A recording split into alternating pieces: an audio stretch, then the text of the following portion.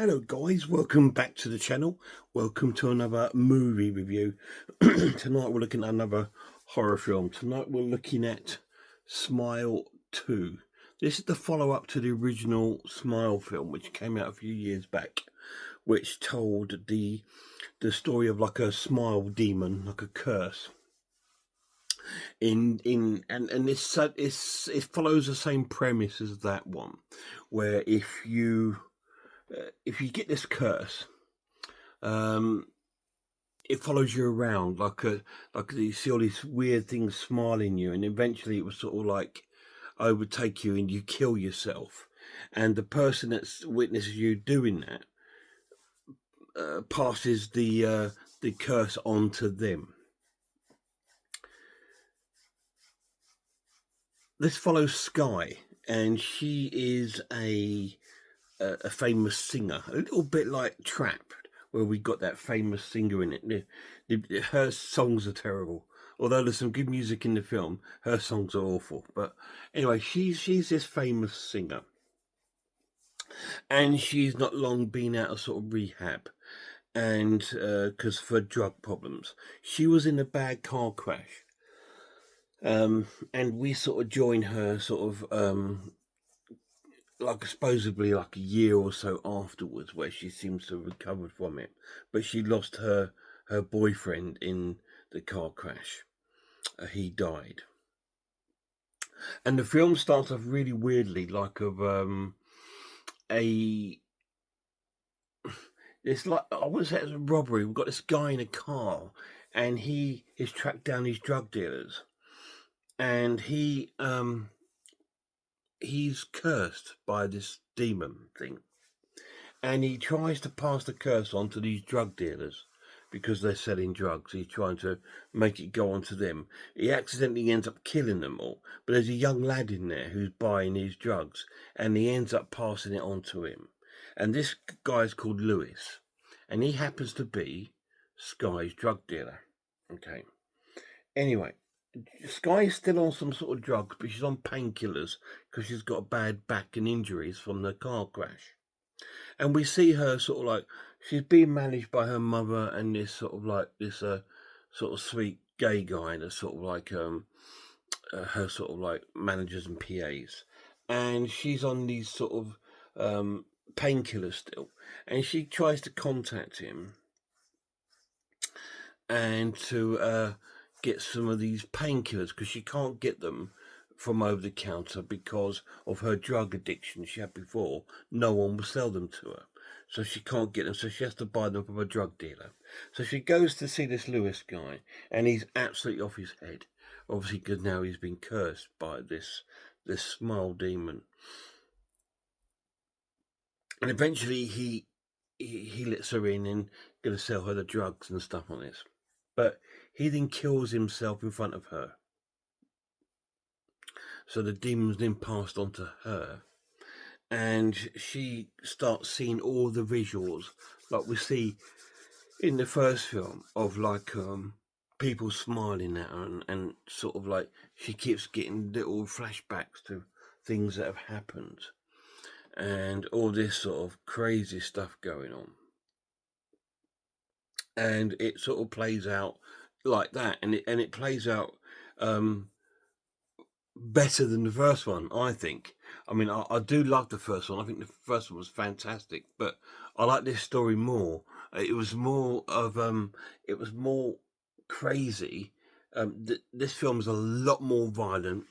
It's a lot more gory. It is an 18, whereas the other one was like a 15 or a 12 or something like that. This is an 18, and it's very, very gory in places, and it's very, very violent in some places. Like when we see Lewis killing himself, he does it by a weight from like a weight trainer. He keeps smashing himself in the face. It's so horrendous. There's some horrendous deaths in this film, and there's some really creepy, scary moments with the smiley people, especially at her apartment in the third part of the film. It goes a bit haywire in the third part, and it really kicks off to an absolutely, I think, wonderful ending. I love the ending to the film. It does leave it open. It does leave it open for the third. but I loved the ending. I'm not going to tell you what it is, but I loved it. Now, the pluses of this edition, it looks wonderful. It's such a really good looking film. The effects are fantastic. I'm sure there's some practical effects in there as well as a bit of CGI. We actually do. No, I'm not going to say it. I'm not going to say it because I want you to see it and find and watch it. The acting's all right. The woman that plays Sky, she's good. She's convincing. She's really good. I hate her music. It's just like the music from the woman from Trap. It's just like that sort of generic pop stuff, which is like, oh. Anyway, but she plays the part really well. Really, really cool. The music is the worst part of the film. Not the soundtrack. The soundtrack's fantastic, but the music of her singing and her sort of music style is awful. But it plays out really well. It looks absolutely fantastic. Amazing, amazing watch. 9 out of 10. Absolutely fantastic. Brilliant film. I was very dubious because I thought it's the second film of a franchise. Hopefully it's going to be a franchise. We will get the dreaded third one next if it is, because that's when it really goes bad, doesn't it, on franchises. Number threes normally turn out not to be as good as the number 1 and 2 of franchises, but this was amazing. Absolutely fantastic. I was very, very tempted to give it a 10 out of 10 because it was such a good film. But her singing music just put me off a little bit. And some of the sort of like some of the little storylines were a bit naff. Like there's a friend of hers called Gemma who she's not been in contact with for about a year because they've had a big falling out, and then they sort of like make up and all that sort of thing, you know. So there's all bits like that, and I just think, you know, it's a very sort of, I don't know, I don't like those sort of storylines, but they made up for it with the main storyline. We meet this wonderful guy later in the film, like this nurse whose brother who's been killed by this curse, and he's trying to make contact with her to try and tell her that we can find a way to sort of like solve this. And does he? Does he help? Does she get rid of the curse? Does she succumb to the curse? Does she pass it on to someone else? You need to watch it and find out. Absolutely brilliant film. Really cool. Smile 2, 9 out of 10.